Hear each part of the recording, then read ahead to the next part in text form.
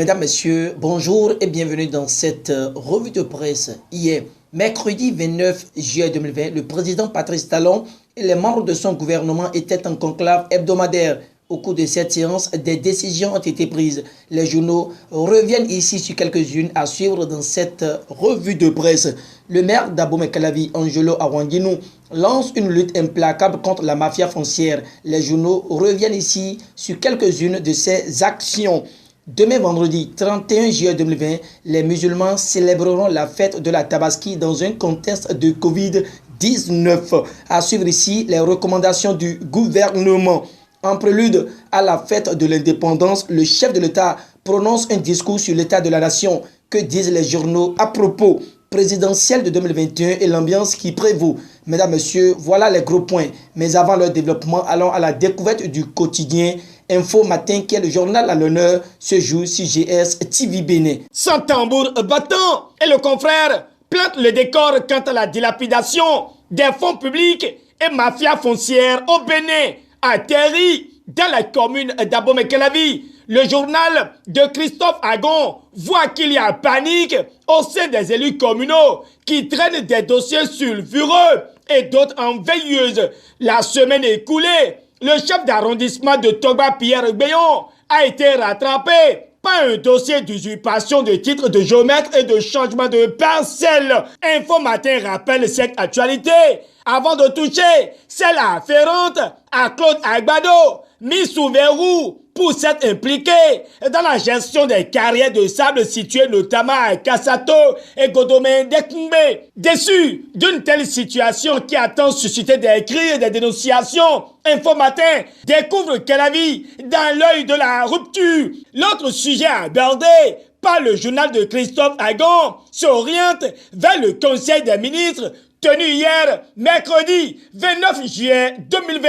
À en croire Info Matin, les écoliers du CI au CM1 retourneront au cours le 10 août prochain. Covid-19 et Hajj 2020.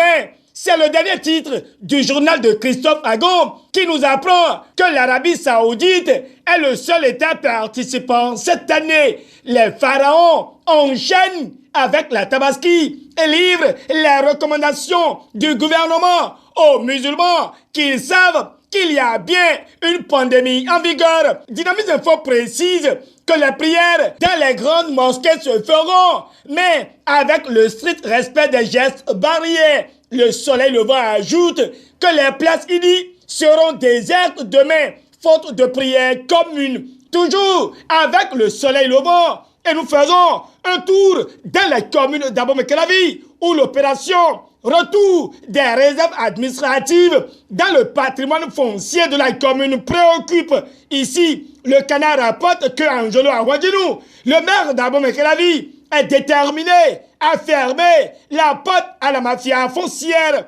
Eh bien, d'anciens maires, des CA et des conseillers iront en prison, rallonge le grand jury. Heureux, Dynamisme Info relaie que le maire Angelo Awanguinou émet des signaux d'une lutte implacable contre la mafia foncière avec un comité ad hoc pour la sécurisation des réserves administratives dans la commune d'Abomey-Calavi. Ailleurs, c'est l'Audace Info qui nous apprend que Gracien Zangpevi, le sécu de Filayon et Cotonou, est déposé en prison parce que, cité dans un dossier d'abus de confiance et de concussion de fonds estimés à 6 901 400 francs CFA. Comme je l'avais annoncé dans mon introduction, le Conseil des ministres d'hier ne s'est pas seulement penché sur la reprise des activités pédagogiques telles que mentionnées par Nouvelle Expression qui étale que les élèves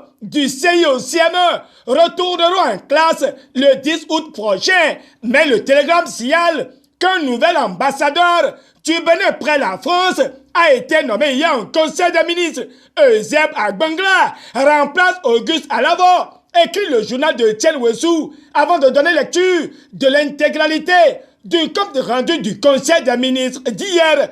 L'autre actualité qui va à l'allure vertigineuse à la une des journaux béninois paru ce jeudi 30 juillet 2020 s'oriente vers la naissance d'un parti dénommé les démocrates. Le télégramme en parle et mentionne que Lazare Segoto a été choisi par ses pairs pour présider l'événement qui nomme Eric Houndete à la tête du parti, content de ce que ce parti a vu le jour afin de rétablir les acquis démocratiques. Dynamisme Info croit savoir que Eric Houndete et les siens sont pétris d'expérience qui donnent à espérer. Pendant ce temps, Boni Yahi se démarque du bordel politique avec sa démission officielle des forces Cori.Bénin émergent FCBE. C'est le politique qui nous l'apprend. Le grand jury certifie cette information et ajoute qu'il a notifié sa décision au parti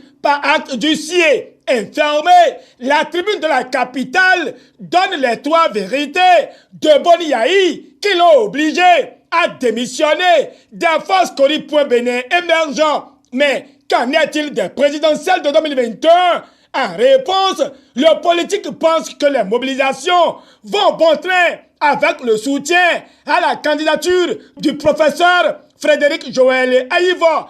Déjà, 100 000 jeunes béninois issus des 77 communes mobilisent la caution du professeur Frédéric Joël Aïva pour 2021. Le politique donne cette information et rassure que c'est les jeunes volontaires qui ont choisi d'emprunter cette collecte de fonds sociopolitiques. Ce qui est bien, le pays émergent se prononce sur l'appel à un second mandat pour le chantre de la rupture et livre pourquoi le président Patrice Talon ne doit pas être candidat en 2021.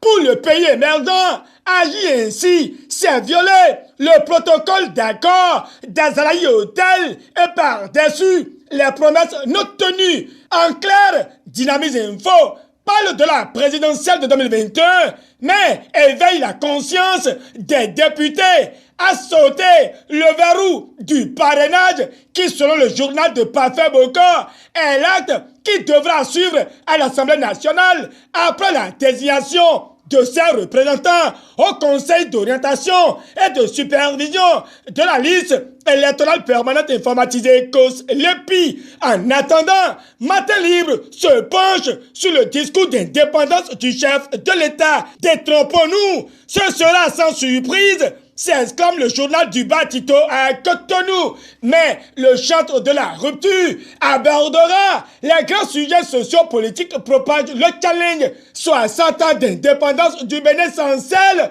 l'Afrique en marche, enfin un dossier de 24 pages et souligne d'ores et déjà que c'est seulement avec une tête qui devient blanche que nous célébrons cette fête. La nation prend la queue des informateurs et relaie qu'un fonds de 100 milliards sera mobilisé pour la relance de l'activité économique.